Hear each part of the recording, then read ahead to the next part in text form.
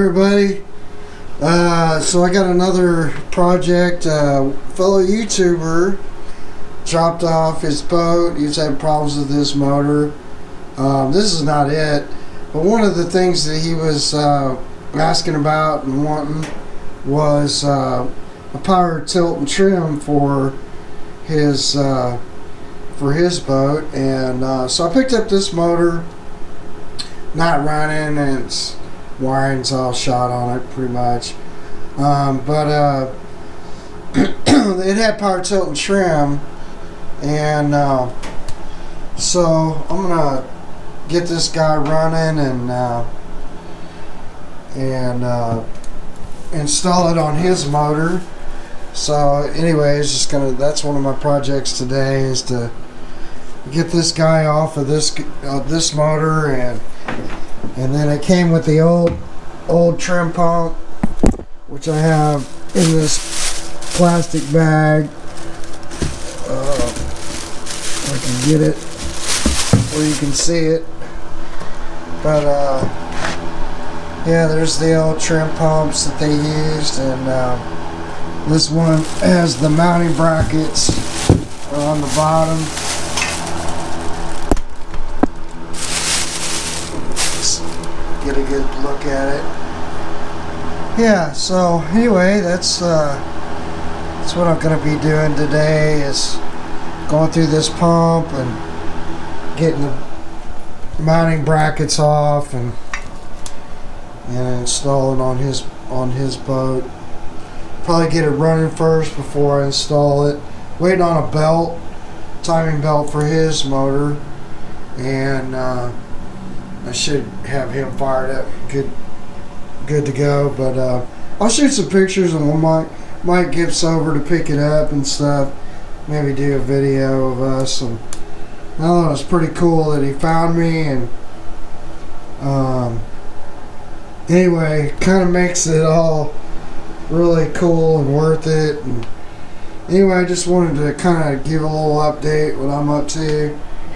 So anyway, I hope everybody has a happy Thanksgiving with your family or friends, and you have a big fat meal, and we're all thankful for what we have, and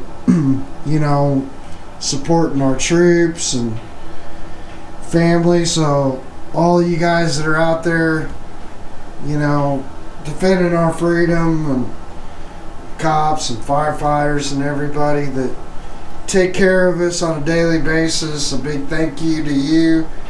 Alright, so old trim unit. This is a single solenoid trim system. So the way this kind of works, so I don't get shocked, I'm going to disconnect this. Basically,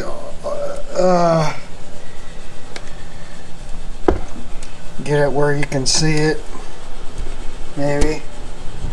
So single solenoid. So basically, I've got this little switch that I have from an old boat, up and down. There's 3 wires. You got your red, which is hot, then you got a blue, which is like gonna be one side, or your I remember. See, let me look real quick. Green is gonna be up or down. I can't recall. Let's see. Yeah, so your blue, I think, is up. Blue is blue is common. That's right. So red is hot, or would be up. Blue is going to be common, and then what happens is the blue is connected to the signal side. So when you go up, it opens a solenoid, and then this is going to go out this side, and then it's going to go up. I'm going to have these backwards. I can't remember. I'm sorry. But Then, you know, on the solenoid, this is going to be your negative side. So that's tied to the motor's negative. And, sorry. So that's the negative side, or common for the motor. So you got up and down, or maybe up and down. Can't remember. You know, I'd have to trace all the wiring. But you got the battery side's going to come in positive here. Then, like, I've just got a negative lead to the battery, which is common to the motor, common to the solenoid. And then when you go down, the green, or I'm guessing is down, could be up. Anyways, connected to this side, because you know, it's really difficult to tell which one's up, which one's down. So the solenoid really is for the up, I believe, and that's going to be this side, and the down is just connected to there. So the switch for the down is really doesn't do anything to the solenoid. The solenoid will activate because there's common and hot.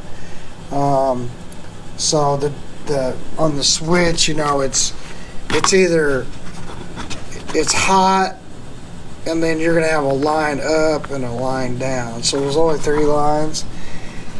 And so anyway, I just got this on here bench testing it. You got 2 hydraulic lines that go to each cylinder, so up and down, I guess. And then on to bleed it, you want it all the way to the probably can't see that little screw. There's a little set screw right here, and that's how you bleed it. And then over here you got a an air bleed screw, and then this screw right here is where you fill it.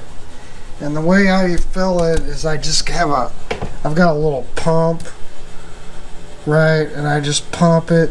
These you can use 10W40, 10W30, or you can use trim fluid. I just put 10W30, it's a lot cheaper. You can get the from Walmart, makes some real good cheap stuff that's power trim and tilt fluid, and I think this is like only like a couple bucks. You know, so you can do that. I've got a bunch of this for my other big motor. It calls for this. Since that's 10W30 and it's so common, I just went ahead and used that. And then so basically, you know, I'm gonna hook up. I'll hook up I got a little battery down here, and so, you know, I got my negative and hot, and then my switch, and so right now, you know, like it's all the way in the up, and then let me get this out of the way, and then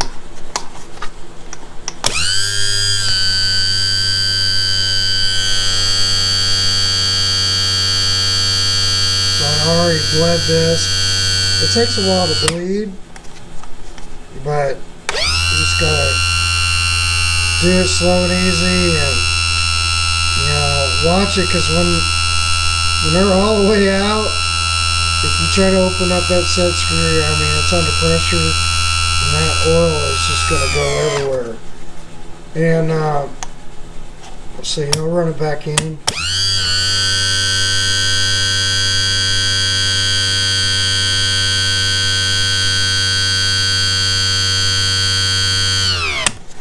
And this does have a trim limit switch, which is this right here, and there's a wire that's coming out of here, but honestly,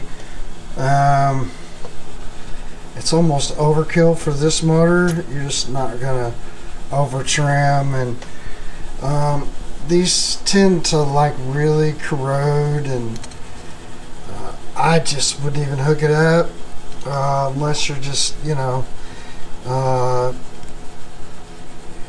you could rewire. You could take this apart, pull your wiring through, and then you would have to just adjust it. And I don't know how these operate. I'm guessing it's like a Mercury, not motor, but like actual substance Mercury in here. So as this goes up and it gets to a certain point, then that goes to ground, and then it sends a signal back and we'll shut off the motor once it gets to trim. It's working really good. Pretty happy about that. No leaks, no runs, no errors. Yeah, really good, man.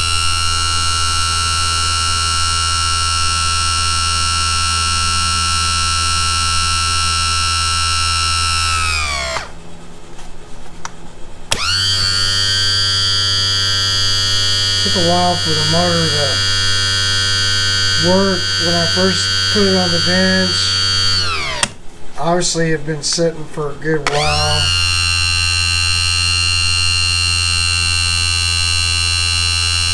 Yeah, that'll make Mike real happy. And I need to find another one for the other motor and put it online for sale. Yeah, we don't seem to have any leaks anywhere, which is awesome. Sometimes you got to rebuild the cylinders. You got to take it's basically like one of these, and this isn't this one, but and then that opens up and they make a trim seal kit for it. But if your rams aren't leaking, leave them alone. Like, it's nice and clean. There's no oil or anything. That's just residual. But yeah, man, it's pretty awesome. Looks like I might have still a little leak here, and I could tighten that up. That's probably just from me moving around on the bench, I'm thinking. But yeah, just take these. It may not even be that one, but yeah. Anyway, I'll check that out and make sure it's not leaking anywhere. I don't think it is. I think that might be just me. Yeah, maybe it is. I don't know. Anyway, I'll check that out and get that all fixed up and ready to go. And yeah, it's hard to tell. But yeah, I got a little leak there. I'll fix that. So there you go. Alright, got the power tilt trim basically installed, and just got the motor in here kind of right now just to check things out, but you should be able to get some more speed out of this now with this trim.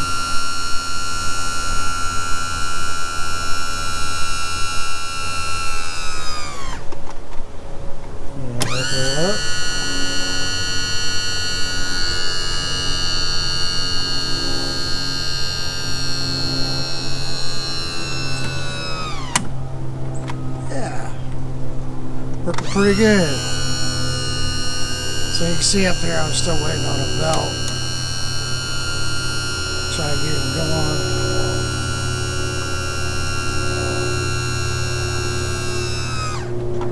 Awesome. Yeah, you should like that. So yeah, I gotta get a belt for this. So right now I just got that off. And yeah. He's in good shape so far.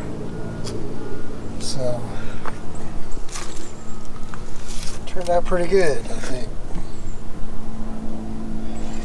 Then he'll have to do something. I had to take his transducer cable, kind of peel it back. I had to peel some of this back. I'm going to tape it back up for him. That way he can. Anyway, just wanted to show that, and you clean it up for him. Anyway, talk to you guys soon.